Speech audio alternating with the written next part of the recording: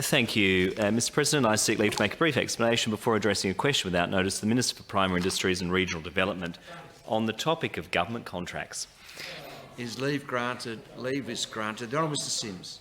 This morning, the Advertiser reported that Ventia, a company that holds a $4 billion contract with the state government to look after buildings such as schools, hospitals and office blocks, has been criticised in a report by the Auditor-General for allowing contractors to overcharge and for taking too long to carry out repairs. The auditor's findings came after allegations that some regional schools are being forced to use the government-mandated company rather than local tradies, costing them tens of thousands of extra dollars for simple jobs. The Auditor-General's report concluded Ventia was engaging subcontractors who charge above the maximum trade ceiling rates established under the contract, with participating agencies charged at higher rates than those allowable for some work. In one instance, a school in the state's southeast was quoted $65,000 to build a fence that a local contractor estimated would cost just $2,000. My question to the Minister for Primary Industries and Regional Development, therefore, is the Minister concerned that the government's contract with Ventia is driving up costs for critical building and maintenance work in the regions?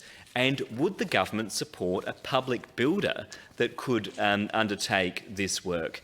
And can I ask the government what steps the Minister is taking to address this issue? Minister for Primary Industries and Regional Development. Thank you, Mr President, and I thank the honourable member for his question. Of course, this is a contract that was put together under the former Liberal government, and this contract is, of course, currently in force. Now, I think those opposite should talk about taking the blame for some of the issues that are a result of that contract.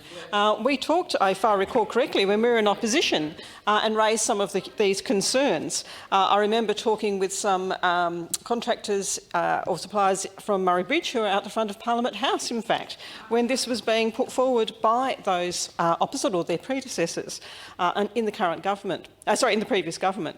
And so I think it's very, very concerning that the sort of contract that was put together by the former Liberal government is potentially having very detrimental impacts. Now, the relevant minister in the other place, I heard on radio this morning, describing this contract as he feels like he has one hand tied behind his back.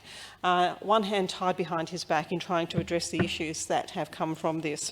So I think it's most unfortunate. I know that the Minister is doing what he can in terms of reviewing the contract to be able to see how we can get a better outcome for our regional communities, despite the absolutely appalling situation brought about by the former Liberal government. Order.